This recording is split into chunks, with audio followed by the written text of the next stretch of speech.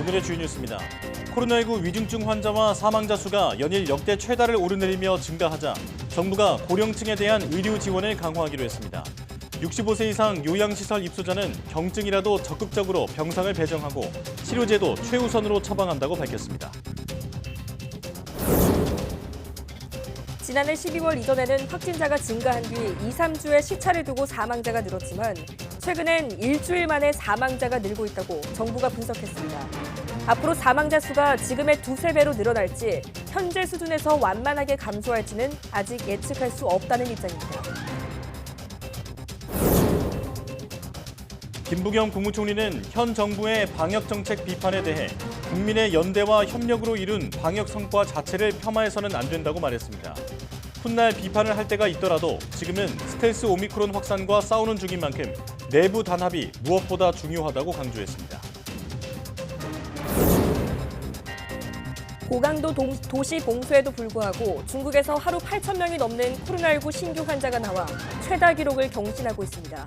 이런 가운데 고강도 방역 정책이 계속될 경우 중국의 올해 경제 성장률이 0.6%포인트 하락할 것이란 전망이 나왔습니다. 지난해 우리 국민의 건강보험 총진료비가 전년보다 7.5% 늘어나 처음으로 90조 원을 넘어섰습니다. 이 가운데 65세 이상 진료비는 40조 6천여억 원으로 전체의 43.4%를 차지한 반면 임신 출산 진료비는 전년보다 22.8% 떨어져 1,500여억 원에 그쳤습니다.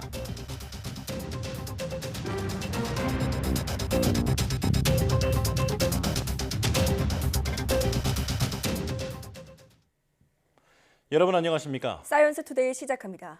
정부는 코로나19 관련 사망자가 기존과 달리 확진자 증가 속도와 일주일 시차로 늘고 있다고 진단했습니다. 중앙재난안전대책본부는 지난해 12월이나 그 이전 대유행 때는 확진자가 증가한 뒤 2, 3주 뒤부터 사망자가 늘었지만 지금은 다른 양상을 보인다고 평가했습니다. 현재는 확진 증가 속도와 일주일 정도 시차만 두고 초기에 사망자가 늘고 있다는 겁니다. 이 같은 현상은 오미크론 변이 감염으로 인한 사망 외에 기저질환에 의한 사망이 혼재돼 있어 나타난 것으로 설명했습니다.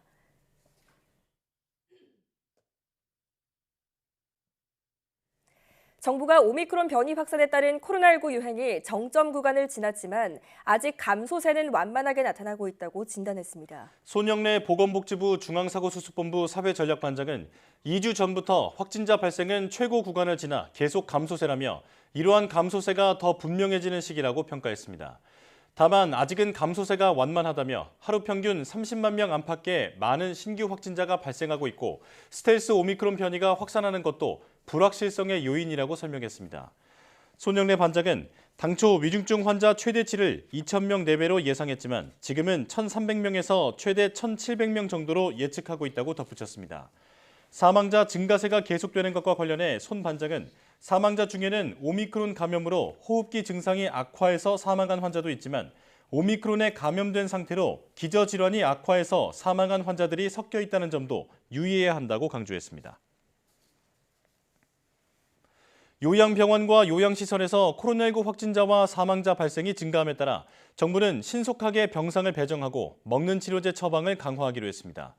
중앙사고수습본부는 요양병원의 중증 환자는 병상 배정 한라인을 통해 신속하게 전원하도록 지원하고 요양시설 입소자는 경증이라도 기저질환이 있는 65세 이상 고령층의 경우 적극 병상을 배정하는 등 의료 지원을 확대하겠다고 밝혔습니다. 또 이들에 대한 먹는 치료제 처방을 강화해 팍스로비드를 최우선으로 처방하고 함께 복용해서는 안 되는 의약품을 복용하고 있는 등의 경우에는 라게브리오를 보완적으로 활용하기로 했습니다. 정부는 또 간호사나 요양보호사, 간병인 등 의료 인력과 종사자의 확진 증가로 인한 돌봄 공백에 대비해 다음 달부터 요양보호사 양성 과정에서의 현장 실습을 재개해 돌봄 보조 인력으로 활용하고 중앙 차원에서도 인력 지원을 강화할 계획입니다. 이와 함께 요양시설에서 확진된 직접 돌봄 종사자의 경우 3차 접종을 완료하고 증상이 없으면 격리 의무 기간도 3일로 단축해 확진자가 적절한 돌봄을 받을 수 있도록 할 예정입니다. 만 5살에서 11살 소아에 대한 코로나19 백신 접종이 31일부터 시작됩니다. 정부는 코로나19에 감염됐을 때 중증으로 악화할 위험이 큰 고위험군 소아에게는 접종을 적극적으로 권했지만 일반 소아에 대해서는 보호자가 자율적으로 접종 여부를 판단하도록 했습니다. 접종 예약은 사전 예약 누리집을 통해 가능하며 접종은 전국 소아접종 지정 위탁 의료기관 1,200여 곳에서 진행됩니다. 대상자는 만 5살에서 11살로 2010년생 가운데 생일이 지나지 않은 소아부터 2017년생 가운데 생일이 지난 소아까지 약 307만 명입니다. 1차 접종과 2차 접종 간격은 8주인데 다만 의학적 사유나 개인 사정으로 2차 접종을 빨리 해야 한다면 1차 접종 뒤 3주가 지난 시점부터 접종할 수 있습니다. 화이자사의 먹는 코로나19 치료제인 팍스로비드 4만 5천 명분이 31일 추가 도입됩니다. 중앙방역대책본부는 현재까지 도입된 팍스로비드는 20만 7천 명분으로 추가 물량까지 포함하면 총 25만 2천 명분이 된다고 밝혔습니다. 이 가운데 14만 명분이 사용돼 재고량은 29일 기준 6만 7천 명분입니다. 머크사의 먹는 치료제인 라게브리오는 지금까지 10만 명분이 도입돼 지난 26일부터 나흘 동안 1,000명분이 사용됐습니다. 방역당국은 먹는 치료제를 충분히 확보해 코로나19 고위험군 등 필요한 환자에게 적시에 공급될 수 있도록 노력하겠다고 강조했습니다. 김부겸 국무총리는 최근 우리 사회 일각에서 방역 정책에 대한 폄하가 지나치다고 말했습니다. 김 총리는 코로나19 중앙재난안전대책본부 회의에서 현 정부의 방역 정책에 대한 비판이 지나쳐 국민의 눈물겨운 연대와 협력으로 이룬 방역의 성과 자체가 폄하돼서는 안 될 것이라고 밝혔습니다. 이어 지금은 코로나19, 정확하게는 오미크론이라는 새로운 적과의 싸움에 있다며 전쟁 중에는 우리 내부의 단합이 무엇보다도 중요하고 우리 스스로 국민의 사기를 꺾는 일이 없도록 했으면 좋겠다고 당부했습니다. 최근 오미크론 확산세와 관련해서는 정점을 지나 감소세로 접어들고 있다면서 지난 1월부터 지속해서 급증하던 확진자 수가 11주 만에 꺾였고 감염 재생산 지수는 3월 중순 1.3에서 지난주 1.01로 낮아졌다고 설명했습니다. 다만 확진자 수 증가 이후 2, 3주 뒤에 나타나는 위중증 환자 증가를 언급하며 아직은 경계심을 늦출 때가 아니라고 덧붙였습니다. 안철수 대통령직 인수위원장은 사회적 거리두기 조치와 관련해 오미크론 감소세가 확실하게 확인됐을 때 단계적으로 완화할 것을 정부에 요청했다고 밝혔습니다. 안철수 위원장은 오미크론이 증가 추세에 있을 때 사회적 거리두기를 완화하다 보니 더 확산된 것인데 이건 잘못됐다며 정점이 확인되고 내려가는 추세에 있을 때 사회적 거리두기를 어느 정도 완화하는 게 맞다고 지적했습니다. 이어 확산 감소세가 확실하게 확인됐을 때 단계적으로 거리두기를 완화하라고 중대본에 요청하고 답을 기다리고 있다고 밝혔습니다. 안 위원장은 다만 사회적 거리두기 완화만 하는 게 아니라 사망자나 위중증 환자 증가세에 대한 대비가 필요하다며 이에 대한 대책 마련도 함께 요청했다고 설명했습니다. 이와 함께 안 위원장은 오미크론 시대는 예전보다 검사가 더 필요한 상황이 됐다며 정부에서 10,000명 규모의 항체 양성률 조사를 하기로 했다고 밝혔습니다.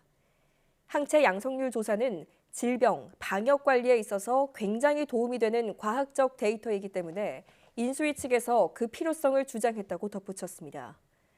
또 보건복지부와 질병관리청이 코로나19 빅데이터 플랫폼을 구축해 운영하면서 확진자 분석과 예방접종 이상 반응을 심층 분석하기로 했다고 말했습니다. 확진자가 아닌데 확진자로 분류돼 있었다는 황당한 제보가 저희 취재진에게 들어왔습니다. 알아보니 동명이인이 확진돼서 약 처방까지 받았는데 병원도 방역당국도 본인이 알리기 전까지는 까맣게 모르고 있었습니다. 이준엽 기자의 단독 보도입니다. 지난 26일 시험관하기 시술 결과를 확인하러 병원을 찾은 오모 씨. 그런데 생각지도 못한 일을 겪어야 했습니다. 간호사가 진료 지원 시스템을 확인하더니 오 씨가 확진자인 것 같다며 갑자기 다른 방으로 보내 격리 조치한 겁니다. 하지만 오 씨는 지난 14일 난자 채취를 위해 PCR 음성 확인서를 받은 뒤로는 검사받은 적이 없었습니다. 거의 이제 그 확진 그것처럼 그러니까 약간 의심 아닌 의심을 하잖아요, 병원에서는. 질병청에서가 보낸 창이기 때문에 이거는 거기에서 확인을 해야지 여기 자체 병원에서는 이거는 처리해드릴 수가 없다. 결국 임신을 위해 복용해온 약 처방도 받지 못하고 집으로 돌아와야 했습니다. 질병관리청에 확인했더니 본인이 광명시 한 병원에서 신속항원 검사 양성을 받은 것으로 돼 있다는 황당한 답변이 돌아왔습니다. 제가 그거를 이제 꼼꼼하게 확인을 안 했다는 것도 1차적으로 조금 이렇게 살짝 화가 나는 부분이기도 하고, 좀 불편하지 않게 빨리 대처를 좀 했으면 하는 그런 안타까움이 있었어요. YTN 취재 결과 광명시 병원에서 검사를 받은 건 오 씨와 5살 차이 나는 동명 이인이었습니다. 다른 오 씨는 병원에서 양성 판정을 받고 전화 진료로 약 처방까지 받았습니다. 23일 날 내원해서 확진 받으신 거고 3월 26일 날 전화로 제가 한 보통 3일 정도 있다 전화를 연락을 보통 드리거든요. 특별한 문제가 없다 생각했는데 갑자기 이런 일이 생겨서 저도 조금 당황스럽습니다. 이유는 병원의 실수. 79년생 고양 시민 오 씨가 지난 2004년 광명시에 살 때 해당 병원을 방문한 기록이 있는데 병원이 84년생 오 씨 접수를 하면서 예전 오 씨로 착각한 겁니다. 그래서 병원에서 그러니까는 그 환자가 발생하면 그 감염병 발생 신고를 해야 되는데 발생 신고할 때 주민번호를 그러니까 동명 이인이 있었던 것 같아요. 84년생 오 씨도 뒤늦게 다른 사람으로 등록된 걸 알아채고 보건소에 정정 요청을 했지만 병원 시스템에는 반영이 늦어 다른 오 씨가 피해를 봤습니다. 보건소에서 주민번호 뒷자리까지 알려주고 수정을 했어요. 그렇게 심각하게 생각을 안 했어. 병원 실수를 찾아낼 시스템이 없었을 뿐만 아니라 정정 요청도 늑장 반영이 된 겁니다. 의료법상 단순 실수는 처벌이나 행정처분 대상이 아닙니다. 질병관리청은 아직 오 씨처럼 병원 실수로 확진 여부가 잘못 입력된 사례는 없었다고 밝혔습니다. 또 병원에서 일단 신고하면 이를 일일이 검증할 방법은 마땅치 않은 상황이라고 덧붙였습니다. 병원 측 실수로 생긴 일이지만 이를 걸러내지 못한 방역당국의 확진자 관리가 허술하다는 비판은 피할 수 없을 것으로 보입니다. YTN 이준엽입니다. 미국이 50세 이상에 대한 화이자와 모더나의 코로나19 백신 4차 접종을 승인했습니다. 이에 따라 3차 접종일로부터 최소 4개월이 지난 50세 이상 미국인은 4번째 백신을 맞을 수 있게 됩니다. 김원배 기자가 보도합니다. 미국 식품의약국 FDA가 50살 이상 성인에 대한 화이자와 모더나의 코로나19 백신 4차 접종을 승인했습니다. 이에 따라 3차 접종일로부터 최소 4개월이 지난 50살 이상 미국인은 4번째 백신 주사를 맞을 수 있게 됩니다. 미국 언론은 4차 접종을 허가한 이번 결정은 이례적으로 외부 전문가들로 구성된 자문위원회 소집 없이 내려졌다고 전했습니다. 애초 화이자와 모더나는 65살 이상 성인에 대한 4차 접종 허가를 요청했으나 승인 대상 연령이 확대된 이유는 밝혀지지 않았습니다. FDA는 또 면역 체계가 손상된 12살 이상 미국인에 대해서도 4차 접종 사용을 승인했다고 화이자와 모더나가 밝혔습니다. 엘버트 불라 화이자 최고 경영자는 성명을 통해 이번 긴급 사용 승인이 현재의 백신 요구에 대응하는 데 도움을 줄 것이라고 밝혔습니다. 4차 접종이 고령층의 사망과 입원을 예방할 수 있다는 연구 결과가 나온 것이 FDA의 이번 결정에 상당한 영향을 미친 것으로 보입니다. 이스라엘 과학자들은 최근 60살에서 100살까지 접종자들을 대상으로 한 연구에서 4차 접종까지 마친 해당 연령층의 오미크론 변이로 인한 사망률이 3차 접종자에 비해 78% 낮다고 밝혔습니다. FDA의 이번 4차 접종 승인 결정은 오미크론 변이보다 전파력이 더 강한 것으로 알려진 이른바 스텔스 오미크론 변이가 미국에서 처음으로 우세종이 된 가운데 내려졌습니다. YTN 김원배입니다. 이처럼 미국 FDA가 50세 이상 성인에 대한 4차 접종을 승인한 데 대해 우리 정부 역시 고령층을 대상으로 필요성을 검토하고 있다고 밝혔습니다. 권근용 코로나19 예방접종 대응 추진단 접종관리팀장은 브리핑에서 최근 4차 접종을 시행하고 있는 국가가 늘어나고 있다며 이같이 말했습니다. 권근용 팀장은 전반적인 외국 접종 동향을 고려해 면역 저하자와 고령자를 통해 모니터링 작업을 하고 있다고 밝히고 전문가들과 함께 4차 접종의 필요성을 검토하고 있다고 설명했습니다.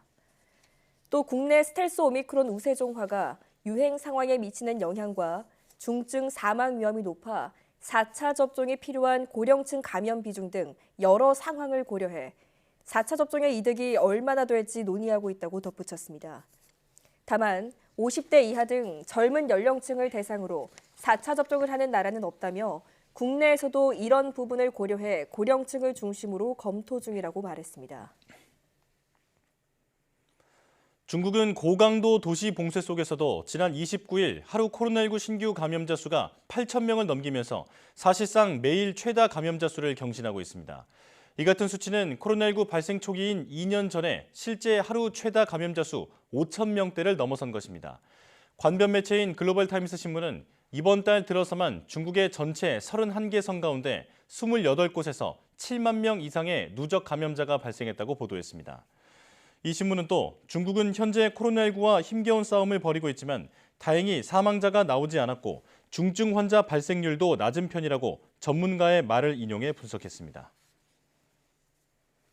중국의 경제의 수도로 불리는 상하이가 동서분단식 교차 봉쇄에 들어간 가운데 이런 고강도 방역 정책이 지속할 경우 중국의 올해 경제 성장률이 0.6%포인트 하락할 것이라는 전망이 나왔습니다.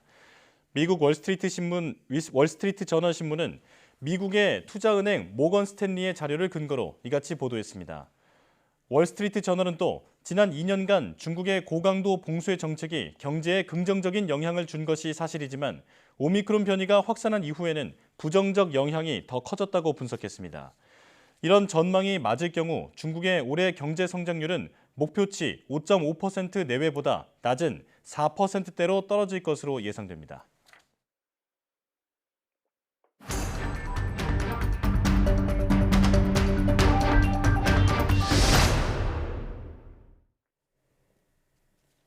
유행이 감소세로 접어들었다고는 하지만 수요일이 되자 다시 확진자가 급증해 40만 명대를 기록했습니다. 이제는 예전 유행과 시차를 두고 위중증 환자와 사망자가 증가할 것으로 보여 방역당국이 긴장하고 있습니다. 네, 자세한 내용 코로나19 브리핑에서 알아보겠습니다. 고려대학교 약학대학 김정기 교수 전화로 연결돼 있습니다. 교수님 안녕하십니까? 네, 안녕하세요. 네, 역시 주말 효과가 사라지니까 이번 주도 확진자가 다시 늘었습니다. 일주일 전보다 줄긴 했지만 그래도 42만 명이나 나왔는데요. 현재 상황 진단부터 해주시죠. 말씀하신 것처럼 이번 주 월요일에는 20만 명 아래로 18만 명대의 신규 확진자 규모를 보였거든요. 예. 근데 최근에는 과거에 PCR 검사를 확진 검사 방법으로 사용했던 때와 달리 신속 항원 검사를 확진 검사로 이용을 하고 있기 때문에 보통은 화요일 날까지도 과거에는 크게 확진자 규모가 줄었었거든요. 예. 근데 그 이후에는 요즘에는 화요일부터 서서히 증가하기 시작한다. 그래서 앵커께서 말씀하신 것처럼 오늘 수요일에는 42만 명 정도의 신규 확진자 규모를 보이고 있는데요. 네. 물론 지지난주 목요일 3월 17일에 62만 명대의 신규 확진자를 보였던 때 물론 그 당시에 일부 그 통계에 누락된 부분이 있어서 실제로는 55만 명 규모로라고 볼 수가 있는데요. 예. 어찌됐든 그때보다는 감소한 경향성을 보이고는 있습니다만 아직은 유행 상황이 계속 진행 중이다 이렇게 볼 수가 있습니다. 네. 전체적인 흐름을 보면 지난주인 3월 넷째 주에 정점 구간에 진입한 걸로 저도 개인적으로 판단을 하고 있고요. 네. 현재도 정점 구간이 유지되고 있다라고 볼 수가 있습니다. 현재 진단 검사를 받지 않는, 그러니까 감염됐음에도 불구하고 진단 검사를 받지 않는 이른바 샤이 오미크론 환자들이 다수 있을 걸로 추정을 하고 있거든요. 네. 그렇기 때문에 아직은 정점 구간을 벗어나서 감소세로 전환됐다라고 보기는 어렵지 않나 이렇게 생각을 하고 있고 예. 정확한 추이는 향후 좀 더 상황을 지켜봐야 되지 않나라는 생각을 가지고 있습니다. 네, 약간의 감소 경향이 있기는 하지만 아직까지는 유행 상황이 진행 중이다 이렇게 짚어주셨습니다. 자, 이제 코로나19 환자도 가까운 동네 병원에서 대면 진료를 받을 수 있게 됐습니다. 특수 의료 체계에서 일반 의료 체계로의 전환이 시작된 건데 이런 과정에서 유의할 점이 있다면 어떤 게 있을까요? 기본적으로 의료진과 환자 모두 마스크를 쓰고 진료를 보기 때문에 마스크를 벗지 않는 이상 대면 진료 시에 비말을 통한 전파 가능성은 좀 낮다고 할 수는 있습니다. 네. 그럼에도 불구하고 환자가 기침을 많이 하거나 성능이 떨어지는 마스크를 썼을 경우에는 전파 가능성은 남아있다 이렇게 볼 수가 있고요. 예. 이런 비말을 통한 전파뿐만 아니라 시설물 등 환경을 매개로 한 전파 가능성도 있기 때문에 손소독 등과 같은 위생 관리가 무엇보다 중요해 보인다라고 볼 수가 있습니다. 예. 또 한 가지 대면 진료다 보니까 코로나19 환자, 특히 확진 후 대면 진료를 보는 코로나19 환자는 증상이 비교적 심한 경우라고 볼 수가 있거든요. 네. 이 경우에는 증상이 없거나 약한 환자보다는 전파 가능성이 더 높다라고 할 수가 있고 이렇게 되면 의료진이 감염이 될 수도 있다라고 볼 수가 있습니다. 예. 경우에 따라서 이러한 상황이 발생할 수가 있기 때문에 의료진을 매개로 해서 비코로나19 환자에게 전파를 시킬 수 있는 이러한 부분은 의료진 스스로 굉장히 각별히 주의를 기울여야 된다라고 할 수가 있습니다. 네. 전파 가능성이 큰 상황이기 때문에 조금 더 보완이 필요해 보이긴 하는데요. 자, 그런데 이게 의료기관의 참여가 중요하지 않습니까?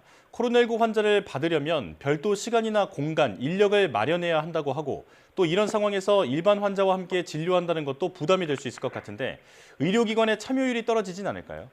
일단 의료기관의 참여율 부분은 현재 코로나19 환자를 대면 진료하기 위해서는 별도의 시간이나 공간을 활용을 해서 진료를 하라는 조건이 붙어 있습니다. 네. 그렇기 때문에 동네 병의원 같은 경우에는 별도의 공간을 확보하는 거는 단기간에 쉽지는 않을 것 같고요. 예. 아무래도 별도의 진료 시간을 설정해서 코로나19 환자와 비코로나19 환자가 동선이 겹치는 것을 최대한으로 막을 그런 방법을 강구를 해야 할 걸로 보고는 있는데요. 네. 어쨌든 이러한 부분들이 상당히 번거로운 부분이 있거든요. 그렇기 때문에 병원들이 참여를 많이 안 할 수 있을 거라는 어떤 우려가 있는데 네. 실제로 이제 뭐 공간 확보보다는 시간을 별도로 활용하는 것 같은 경우에는 응용성이 상당히 높기 때문에 그래도 병원들이 다소 참여하지 않을까 생각을 하고 있고 예. 여기에 더군다나 별도의 보험 수가를 설정하는 부분까지 지금 고려가 되고 있거든요. 네. 그래서 이러한 부분들이 참여를 유도하는 방향으로 긍정적인 효과를 보이지 않을까 생각을 하고 있습니다. 예. 현재 코로나19 신속항원 검사만 해도 기본 수가보다 높게 책정되어 있거든요. 그렇기 때문에 당초 우려보다 많은 병원들이 참여를 하고 있다 이렇게 볼 수가 있습니다. 네. 자, 또 하나 동네 병의원에서 이제 대면 진료를 하게 되면 결국 감염병 등급도 하향해야 하지 않겠습니까? 하지만 아직 등급 하향은 이르다고 주장하는 전문가들도 있는데 교수님께서는 등급 하향이 필요하다고 보시는지 또 만약 그렇다면 언제 어떻게 이루어지는 게 좋을까요? 결론부터 말씀드리면 등급 하향 조정은 일단 시상조다라는 생각을 가지고 있습니다. 네. 현재 우리나라 같은 경우는 코로나19 발생 이후에 가장 심각한 유행 상황을 보이고 있기 때문에 지금 단계에서 감염병 등급을 하향 조정하는 거는 좀 무리가 있지 않나 생각을 하고 있고요. 네. 감염병 등급이라고 하는 건 우리가 정해놓은 일종의 기준 또는 약속이라고 할 수가 있거든요. 따라서 굳이 기존의 틀에 코로나19, 그러니까 신종 감염병을 이 틀에다가 끼워 맞추려고 하는 것보다는 네. 새로운 신종이다 보니까 이거에 맞는, 그러니까 유행 상황에 맞는 대응 전략을 취하는 게 더 맞지 않나 이렇게 생각을 하고 있습니다. 예. 특히나 만약에 등급 조정을 굳이 한다라고 하면 기존의 1등급에서 2등급 정도로 하향 조정이 될 걸로 보고는 있는데 네. 뭐 이 부분은 여러 가지 설명을 드려야 되기 때문에 일단 차치를 하고 제가 보기에는 1등급과 2등급 사이 정도 현재 유행 상황을 고려해 볼 때는 여기에 속하지 않나 이런 생각을 가지고 있습니다. 예. 자, 교수님, 등급이 하향되면 구체적으로 어떤 점들이 좀 달라지게 될까요? 일단 1등급이라고 하면 코로나19 포함해서 메르스, 사스, 에볼라처럼 굉장히 전파력이 높고 그리고 병원성이 높은 반면에 백신이나 치료제와 같은 대응 전략이 미약한 이러한 감염병들이 포함되어 있거든요. 네. 그래서 발생 즉시 신고를 해야 되고 음압격리를 해야 되는 조건이 붙어 있습니다. 예. 다만 2등급부터는 음압격리는 없고요. 2등급 같은 경우에는 일단 격리는 합니다. 근데 신고가 발생 즉시가 아니고 20시간 이내고요. 네. 3등급은 20시간 이내 신고지만 격리가 없다 이렇게 볼 수가 있습니다. 네. 어찌됐든 이러한 상황, 지금 코로나19는 팬데믹 상황이다 보니까 이 현황 파악이 중요하기 때문에 신고는 반드시 이루어져야 된다라고 생각을 하고 있거든요. 네. 그러니까 적어도 2등급 또는 3등급이어야 하고 현재 유행 상황이 상당히 심각하고 특히 최근에 고위험군에 대한 우려가 조금 점점 높아지고 있거든요. 네. 그래서 어느 정도 격리는 필요하다. 그래서 적어도 2등급, 제가 보기에는 앞서 말씀드린 것처럼 1등급 또는 2등급 사이가 좀 되지 않을까 생각을 하고 있는데 아무래도 2등급 정도로 낮춰질 가능성이 높지 않나 이런 생각을 가지고 있습니다. 예. 네. 자, 제도를 개선해서라도 그 기존의 어떤 시스템에 맞추기보다는 조금 더 효율적인 대처 방안이 필요하다 이렇게 말씀을 해주셨는데요. 자, 이제는 오미크론의 하위 변이인 BA2, 그러니까 스텔스 오미크론이 국내외에서 우세종이 됐습니다. 앞으로도 새로운 변이가 나타나서 유행을 주도할 거라는 전망이 나오는데 교수님께서는 어떻게 보십니까? 이 코로나19 바이러스는 처음에 출현했을 때 당시에도 많은 이런 얘기가 있었는데 일단 RNA 바이러스다 보니까 돌연 변이가 굉장히 많이 일어나게 됩니다. 예. 그렇게 되면서 계속 지금 새로운 코로나19 바이러스들 현재까지는 뭐 스텔스 오미크론까지 나왔는데요. 코로나19 바이러스는 오미크론 그리고 스트레스 오미크론 이후에도 계속 진화를 하면서 현재 사용하고 있는 그리스 알파벳 끝인 오메가를 넘어서는 다양한 변이주가 발생할 거다 이렇게 보고를 있습니다. 네. 다만 큰 틀에서는 병원성이 계속 지속적으로 낮아지는 방향으로 아마 진화가 이루어지지 않을까 생각을 하고 있고요. 예. 이렇게 되면 팬데믹이 끝난 이후 향후 수년 후에도 계속 돌연변이는 발생할 거다 이렇게 생각을 하고 있고 이렇게 되면 현재 독감의 명명법과 같이 코로나19 명명법도 새로 바뀌지 않을까 이런 생각을 가지고 있습니다. 그렇군요. 네. 팬데믹이 끝난 이후에도 앞으로 새로운 변이들이 계속 나타날 것이다 이렇게 전망을 하셨는데요. 자, 확진자 규모도 문제지만 지금 확진 후에 후유증을 겪는 사람 또한 많아지고 있습니다. 대부분 2주 안에 사라진다고는 하지만 한 달 이상 겪는 분들도 계시거든요. 확진 당시에 이제 증상을 심하게 앓을수록 후유증을 앓을 가능성이 커진다고 보면 되는 겁니까? 아무래도 확진 당시에 증상이 심할수록 후유증이 발생할 가능성도 높고 그리고 장기화될 가능성도 높지 않나 이렇게 생각을 하고 있습니다. 네. 이에 대한 명확한 연구 결과는 사실상 아직은 없다라고 볼 수가 있는데 일단 기본적으로 확진 당시에 증상이 심하다라는 얘기는 그만큼 우리 신체 장기에 영향을 많이 미쳤을 가능성이 상당히 높거든요. 네. 그리고 체내 바이러스 양도 많으면서 면역 시스템을 크게 올려놓은 상태이기 때문에 이러한 부분들이 후유증과 연결이 된다. 그래서 증상과 후유증은 상관관계가 있지 않나 이런 생각을 가지고 있습니다. 네. 자, 그렇다면 만약에 후유증이 심하거나 또 오랫동안 이게 사라지지 않는다면 어떻게 하면 좋을까요? 글쎄요, 이제 환자 스스로 어떤 방법을 취하기는 상당히 어려운 부분이 있고 이 부분은 국가에서 의료적으로 지원을 해줄 필요가 있지 않나 이런 생각을 가지고 있습니다. 그래서 코로나19 장기 후유증, 이른바 롱 코비드를 어떤 치료할 수 있는 전문 클리닉을 지자체별로 그리고 다양한 병원들을 대상으로 해서 설치 운영을 하는 게 바람직하지 않을까라는 생각을 가지고 있고요. 예. 현재 하루 신규 확진자가 30-40만 명씩 나오고 있기 때문에 사실상 지금도 다소 늦은 감은 있습니다. 그런데 이런 후유증을 관리할 수 있는 클리닉 운영 같은 부분이 늦었지만 지금부터라도 준비를 본격적으로 시행할 때가 아닌가 이런 생각을 가지고 있습니다. 예. 네.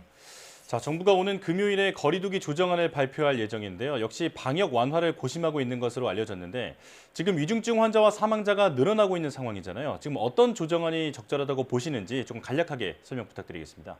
지금 대표적으로 언급되고 있는 부분이 10인 12시까지 이렇게 방역 조치를 완화하는 부분이 언급이 되고 있는데요.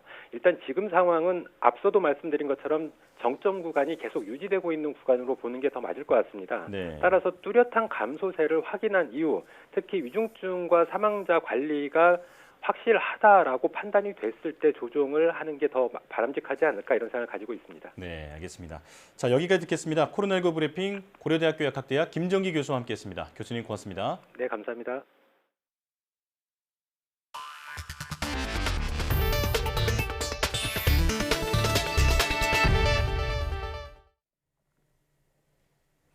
개나리꽃이 피기 시작하는 봄이 왔지만 봄 같지 않다는 출래 불사춘. 이 말은 한국의 대표 기업인 삼성이 직면한 상황에도 바로 적용이 가능할 듯 싶습니다. 기술 혁신의 아이콘으로 여겨졌던 삼성전자가 경쟁자는 저만치 앞서가는데 기술력 문제로 GOS 논란 등 한꺼번에 몰려온 삼중고에 직면했습니다. 보도에 김상우 기자입니다. 코로나 사태 속에서도 정부 예산 절반에 가까운 280조 원의 매출이라는 대성과를 올린 삼성전자의 올해 주주총회. 주총장 안팎에서는 이른바 MZ세대 동학개미와 삼성전자 노조가 최신작인 갤럭시 S22의 강제 성능 제한 기능 GOS에 항의하는 송곳 같은 질문과 시위가 이어졌습니다.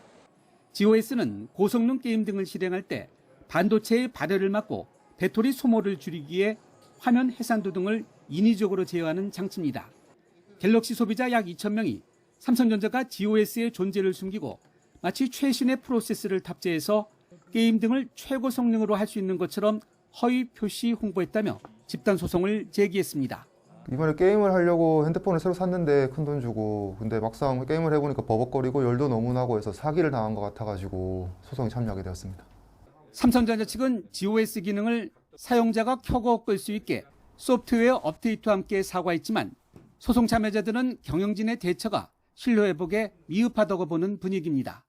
과거 갤럭시 모델에도 이런 문제점이 있었는데 이슈화되지 않았다며 아이폰 등과 발열 성능을 비교하면서 추가 집단 소송도 준비 중입니다. 일각에서는 GOS 논란의 원인은 기술력의 위기이며 기술 혁신보다는 단기 실적 달성을 금과 억적처럼 여기는 기업 문화 때문이라고 분석하고 있습니다. 세계적인 기업으로서 기술력에 대한 브랜딩을 계속 해오지 않았습니까? 그리고 그런 부분들을 소비자들은 신뢰를 하고 구매해온 것이고요. 하지만 실질적으로 삼성이 그에 상응하는 그런 기술적 개선을 구현하기보다는 어떤 GOS 프로그램이라는 편법을 통해서 이를 해결해왔음을 인식하게 되었고, 이 부분에 대해서 소비자들은 또 특히나 크게 분노를 하고 있는 것입니다. 애초 스마트폰 성능의 핵심인 칩셋과 주변 장치에 발열 문제가 없으면 GOS 장치가 필요 없는데 이런 기술력이 없음을 드러냈다는 것입니다. 특히 GOS 논란이 된 발열 관련 칩이 삼성 파운드리에서 제조됐는데 수율, 즉 불량품 비율이 경쟁사인 타이완의 TSMC에 비해서 불안정한 문제도 논란의 배경으로 거론되고 있습니다. 삼성은 또 이른바 동학개미가 500만 명이 넘는 국민기업인데 지난해 임금 협상 미타결로 노사 갈등이 해를 넘겨 이어지면서 창사 후 첫 파업도 우려되는 등 원팀 리더십이 흔들리고 있습니다. 이해관계자들과 투명하게 소통해 나갈 것을 약속드립니다. 일본 기업을 뛰어넘는 기술 혁신의 아이콘으로 여겨져 온 삼성전자. 신뢰와 넘사벽의 기술력, 노조원을 포함해서 11만 회사 직원을 원팀으로 이끄는 리더십. 이 세 가지 요소가 한꺼번에 흔들리는 삼중고의 먹구름에 직면했습니다. YTN 김상호입니다. 순수 우리 기술로 개발한 고체 추진 우주 발사체의 첫 시험 발사가 성공적으로 이루어졌습니다. 국방과학연구소 ADD는 국방과학연구소 종합시험장에서 고체 추진 우주 발사체의 성능 검증을 위한 첫 번째 시험 발사에 성공했다고 밝혔습니다. 고체 연료 기반 발사체 사용을 제한해온 한미 미사일 지침이 지난해 5월 한미 정상회담을 계기로 종료되면서 국방부와 ADD 주도로 고체 추진 우주 발사체 개발에 속도가 붙었고, 고체 연료 추진 기관에 대한 연소 시험은 지난해 7월 성공했습니다. 고체 연료 추진 기관은 소형 위성이나 초소형 위성을 지구 저궤도에 올릴 수 있는 우주 발사체에 사용되는데, 액체 연료 추진 기관보다 가격이 저렴하고 구조도 간단하며 사전에 주입할 수 있어 신속하게 발사할 수 있다는 장점도 있습니다. 최근 발생한 동해안 산불, 역대 가장 긴 시간 이어졌고 큰 피해를 남겼습니다. 피해 주민을 돕기 위한 국민 성금 역시 400억 원 넘게 모였는데요. 이재민들은 언제쯤 실질적인 피해 복구 지원이 이루어질지 애타게 기다리고 있습니다. 홍성욱 기자가 취재했습니다. 울창한 숲을 집어삼킨 거대한 불길. 무려 213시간, 장장 90회 동안 강원과 경북 동해안 산림을 태우고 또 태웠습니다. 피해 면적 또한 가장 컸습니다. 서울 면적 40%가 넘는 산림 24,940헥타르가 잿더미로 변했습니다. 주택 315채가 불에 탔고 농기계와 창고 등 2,800건 넘는 시설물 피해가 발생했습니다. 가장 시급한 건 삶의 터전을 잃은 500명 넘는 이재민들입니다. 특별 재난지역으로 선포됐지만 이재민이 받을 수 있는 보상금은 1,600만 원이 전부. 지금 당장 그런 거는 일단 주민들이 도와가지고 일단은 2달에 쭉 펴고 잘 수 있는 어떤 그런 공간만 빨리 어떻게 마련해 주셨으면 좋겠습니다. 고맙게도 전국 각지에서 성금이 모였습니다.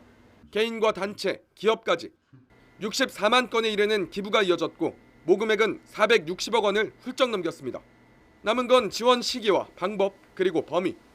일단 모금을 모두 맞춰야 사용할 수 있는데 피해 규모가 워낙 커 모금 기간이 다음 달까지 연장될 예정입니다. 지자체로 전달될 예정이긴 한데 정확히 어떻게 얼만큼 쓸지는 모금이 끝나야 알 수 있으세요. 모금이 끝나야 이걸 어떻게 쓸지 논의를 할 테니까요. 이재민 대부분 7, 80대 고령이라 빠른 지원이 필요하다는 현장 목소리가 커지는 상황.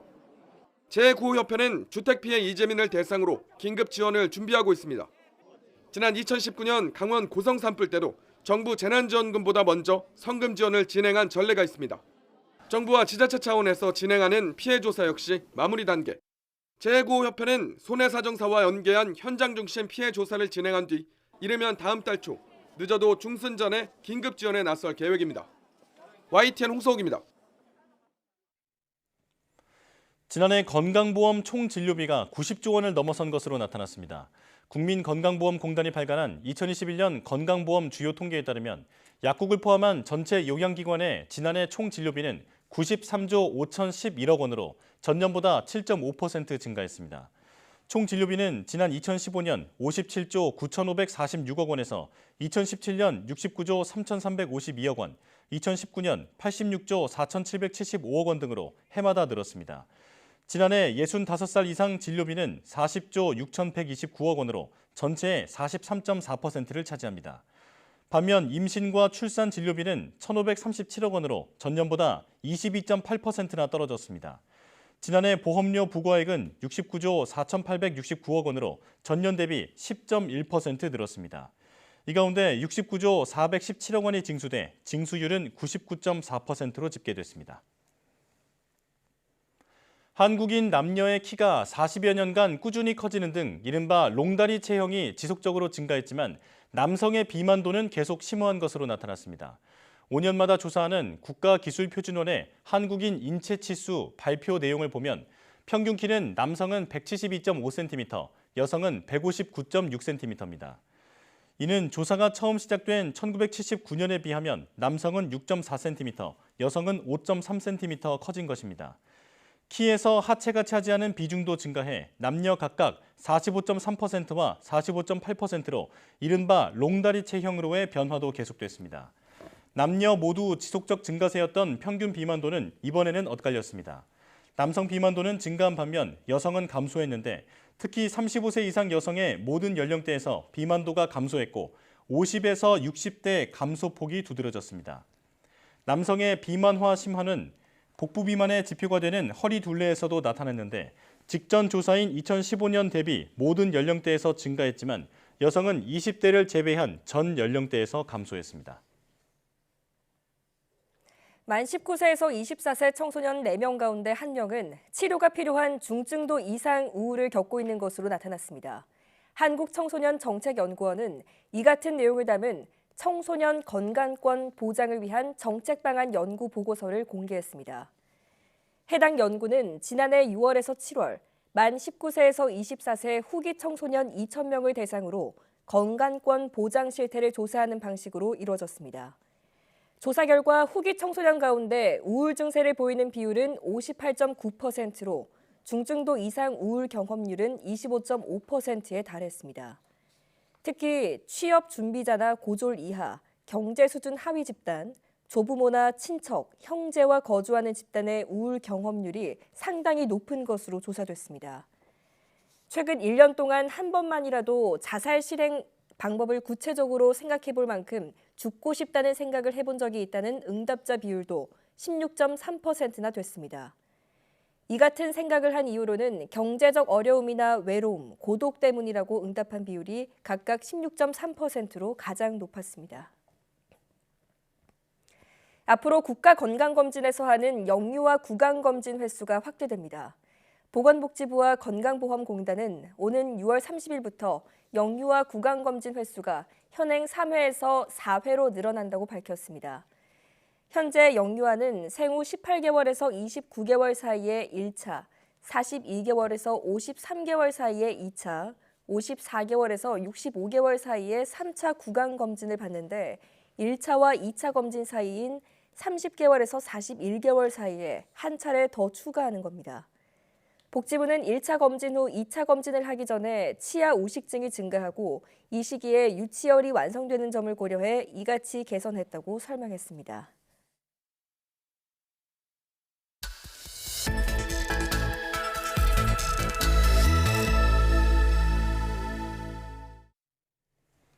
바이오 분야의 주요 이슈를 살펴보는 바이오 위클리 시간입니다. 코로나 팬데믹에 맞서 인류는 백신을 개발했죠. 하지만 모두 해외에서 개발한 백신이라 국내 수급 등의 문제가 많았는데요.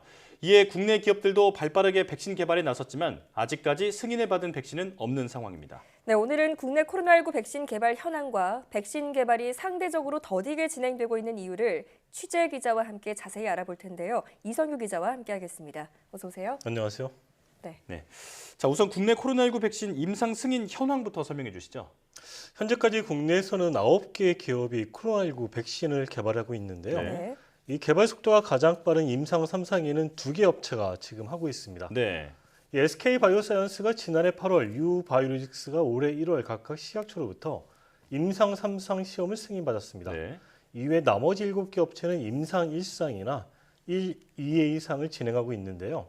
백신 제조 방식으로 따지면 3개 기업이 제조합 단백질 방식의 백신을 개발하고 있고요. 네. 3개 업체가 mRNA 방식의 백신을, 2개 업체가 DNA 방식의 백신, 1개 업체가 바이러스 벡터 백신을 개발하고 있습니다. 이 DNA 백신을 개발하는 업체 한 곳이 백신 개발을 최근에 포기를 선언해서 네. 이 통계에서는 뺐습니다. 그렇군요. 예. 자, 방금 말씀하신 대로 지금 한 개 업체가 백신 개발을 포기했는데 어떤 이유 때문인가요? 예, 해당 기업은 제넥신으로 이달 11일 이 코로나19 백신 개발 포기를 선언했었죠. 예. 제넥신은 사실은 이제 지난 2000년 8월에 국내에서는 처음으로 이 코로나19 백신 임상 1상에 진입하면서 사실은 임상 개발이 가장 빠른 그런 업체였었죠. 네. 하지만 2000년 말로 예상했던 일상 결과가 나오지 않았고 그 와중에 또 백신 물질을 변경을 해서 2020년 12월에 임상 2회 이상을 다시 승인받았어요. 당시 제넥신은 이 변이 바이러스까지 대응하기 위해서 백신 물질을 변경했다라고 밝혔지만은 네. 이 바이오 업계에서는 제넥신이 사실상 임상 1상에 실패해서 이 처음부터 다시 개발하는 거 아니냐 뭐 이런 판단이 있었죠. 예. 이후 국내에서 임상 2A상을 마치고 다국가 임상 2, 3상을 신청한 상태였는데 회사는 이제 최근 코로나19 백신의 사업성이 낮아졌다고 판단하고 최종적으로는 백신 개발을 중단했습니다. 네. 네. 사실 제넥신이 큰 기대를 받았던 기업이긴 한데 그 국내 바이오 업계를 그 대표하는 기업 중에 하나잖아요. 이 사업성이 떨어졌다는 것은 어떤 배경에서 그렇게 판단한 겁니까?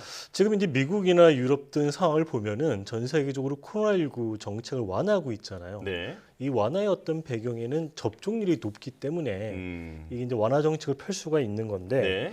지금 전 세계적으로 전 세계 인구의 한 절반 이상이 코로나19 백신을 접종을 한 상태예요. 아, 네. 이 백신을 맞을 사람들은 뭐 사실상 거의 다 맞았다, 뭐 이렇게 볼 수가 있는데 예. 이런 상황에서 이제 후발주자인 뭐 제넥신 같은 국내 업체가 백신 개발을 하더라도 이제 맞을 사람이 없다. 아. 그러니까 이제 후발주자가 백신을 개발해도 설 자리가 없다. 뭐 어떤 이런 판단이 주요하게 작용했습니다. 그렇군요. 네. 자, 그런데 지금 제넥신뿐만이 아니고 다른 백신 개발 업체들도 백신 개발에 지금 어려움을 겪는 분위기인 것 같거든요. 어떻습니까? 사실은 뭐 업체마다 말은 아끼지만 상황 다 네. 비슷하거든요. 이 말을 아끼고는 있지만 다들 이제 백신 개발에 어려움을 겪고 있는데 특히 대부분 업체가 7개 업체가 임상 1, 2회 이상 가장 앞부분에 있는 초기 단계 임상을 진행하고 있는데 네. 이들 업체들은 그 고민이 깊을 수밖에 없어요. 예. 우선 이 임상을 하려면은 환자를 모집을 해야 되는데 지금 같은 상황에서 코로나19 백신을 맞지 않는 그런 대조군 환자를 모집하는 게 현실적으로 어렵죠. 예. 남들은 다 백신을 맞는데 당신은 백신을 맞지 말라고 하면 누가 맞겠어요. 예. 그래서 임상 모집 환자가 어려운 게 있고 그래서 임상 시험 자체가 지연이 되고 있는 그게 가장 큰 어려움이 있고요. 근데 그나마 지금 임상 3상을 진행하고 있는 2개 업체는 좀 상황이 좋은데 그마저도 이제 업체에 따라서 좀 희비가 엇갈리고 있습니다. 아니 3상에 이제 진입을 했는데도 희비가 엇갈리는 건 왜 그런 겁니까? 그러니까 이제 그 2개 업체라고 그랬잖아요. 네. 그 중에 하나가 SK 바이오사이언스잖아요. SK 바이오사이언스는 지난해 8월에 임상 3상을 승인을 받았으니까 네. 상대적으로 이제 다른 업체보다는 좀 더 빨리 임상 3상을 시작을 했죠. 네. 근데 우리나라 이제 그 보건당국이 국내 기업이 국내에서 임상 3상 시험을 진행을 할 때는 3상에서는 비교 임상을 진행하라고 얘기를 했어요. 네. 비교 임상이라는 거는 그 위약을 투약하는 게 아니라 대조 백신을 투약을 하는 거거든요. 그럼 대조 백신을 구해야 되잖아요. 예. 근데 대조 백신이라는 건 이미 해외에서 승인받은 백신, 그러니까 해외 업체가 제조한 백신을 얘기하는 건데 이게 사실은 구하기가 쉽지가 않아요. 네. 근데 SK 바이오사이언스는 국내에서 유일하게 그 아스트라제네카 백신을 대조 백신으로 얻어서 이제 그걸 가지고 임상 시험을 진행하고 있는 거거든요. 예. 근데 이제 그 해외 업체 입장에서는 대조 백신을 주면 이제 후발 백신 업체들이 임상이 좀 수월해지잖아요. 그렇죠. 네. 그럼 경쟁 업체가 늘어나니까 그걸 주고 싶어 하질 않아요. 그러다 보니까 SK 바이오사이언스는 대조 백신을 구했지만 또 다른 임상 3상을 진행하고 있는 유바이오로직스는 아직 대조 백신을 못 구해서 어려움을 겪고 있는 거죠. 네. 자, 말씀하신 것처럼 해외 백신 기업들이 이제 대두 백신을 주지 않으려고 하기 때문에 국내에서 사실상 백신을 개발하는 것이 어려운 상황인데요. 정부의 지원책은 없는 겁니까?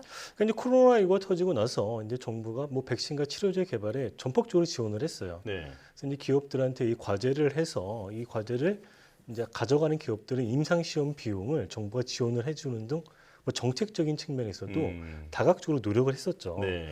근데 이제 다만 기업의 입장에서는 뭐 정부가 지원을 해주고는 있지만 아쉬운 점이 있는 거죠. 네. 뭐 그 대표적인 예가 아까 설명드린 이제 대두 백신 같은 건데 SK바이오사이언스는 대두 백신을 뭐 어떤 굉장히 어렵지만 구했지만은 다른 이제 업체들은 못 구했잖아요. 예. 그러면 지금 7개 업체는 임상 1, 2회 이상이니까 이 업체들이 3상을 이제 진입한다고 할 경우에 대두 백신을 구해야 되잖아요. 그럼 이 업체들도 똑같은 어려움을 겪을 거잖아요. 예. 그러니까 이들 업체들이 이제 정부에 좀 대두 백신을 구하는데 좀 적극적으로 나서달라 요청을 했지만 그러니까 정부도 이제 그러겠다고 답은 했는데 네. 사실은 이 해외 백신 업체가 그걸 주지 않으면 정부도 별다른 방법이 없는 거거든요. 네. 뭐 그런 좀 어려움이 있고 이러한 또 그거 외에도 이 우리나라가 이제 그 백신 개발을 한다고 했을 때 이미 해외에서는 뭐 긴급 상황 승인이 나고 네. 굉장히 좀 진전이 빨랐잖아요. 예. 그러다 보니까 국내 업체가 한 1년, 2년 정도 늦어지는 상황이다. 그러다 보니까 나중에 국내 업체가 백신 개발에 성공하더라도 향후에 사업성이 없을 거다. 이런 의견들이 많았어요. 예. 그래서 정부가 그 좀 수익성을 보장해 준다는 차원에서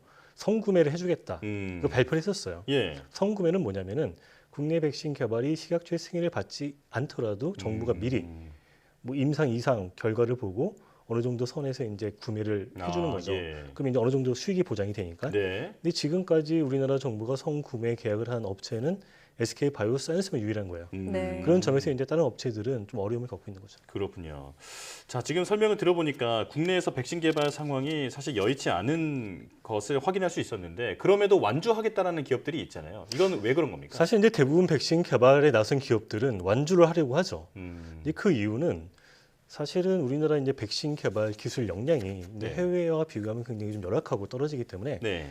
처음부터 이제 이게 뭐 성공할 거다 생각을 하지 않았어요. 예. 그런데 이들이 이렇게 나서는 이유는 기술을 축적할 수가 있거든요. 아, 네. 그럼 코로나19 백신 개발 경험을 바탕으로 기술을 축적을 하면은 만약에 코로나19 백신을 성공하지 못하더라도 다른 바이러스가 출현했을 때 발빠르게 이제 백신을 개발하겠다.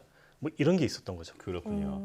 자, 오늘 설명을 들어봤는데요. 매몰 비용과 기회 비용 사이에서 고민하고 있다라는 그런 생각이 듭니다. 그래도 지금 개발과 경험이 나중을 위한 디딤돌이 되기를 바라겠습니다.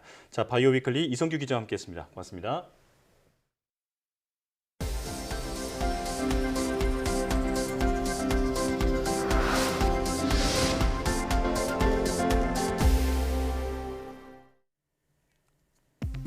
국민 소득이 낮은 국가일수록 코로나19 가짜뉴스를 사실로 믿는 경향이 강한 것으로 나타났습니다.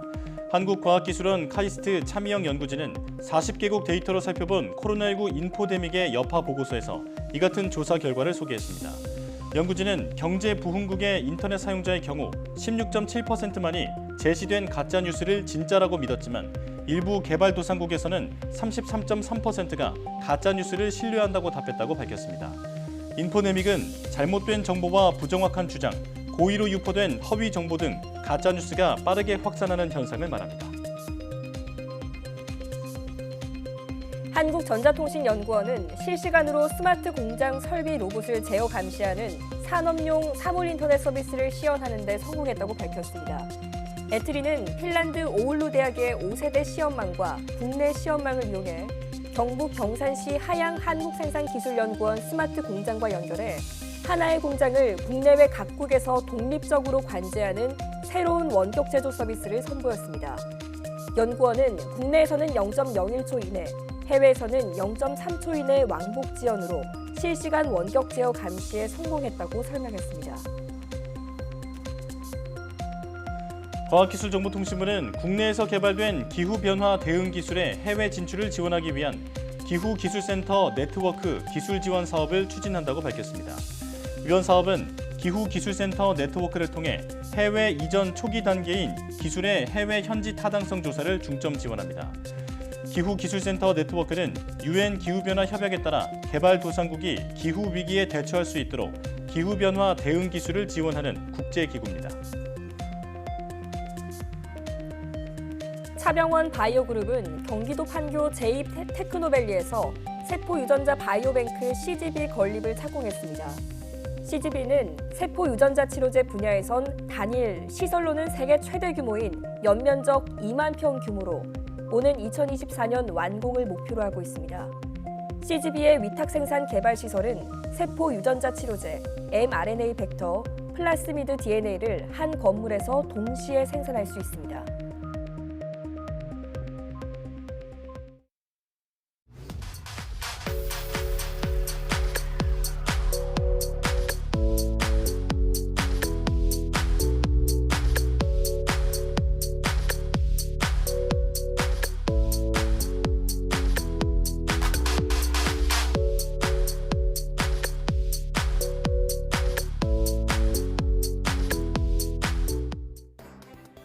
군 정찰용 소형 위성 등을 쏘아 올리는 데 활용할 수 있는 고체 추진 우주 발사체의 첫 시험 발사가 성공적으로 이루어졌다는 소식 전해드렸는데요. 무엇보다 순수 우리 기술로 개발했다는 점에서 의미가 큽니다. 고체 연료 추진 기관은 가격이 저렴하고 대량 생산이 가능하다는 장점이 있어서 개발에 성공하면 민간으로 기술을 이전해 국가 우주산업 발전에도 기여할 수 있을 것으로 기대됩니다. 사이언스 투데이 마칩니다. 시청해주신 여러분 고맙습니다.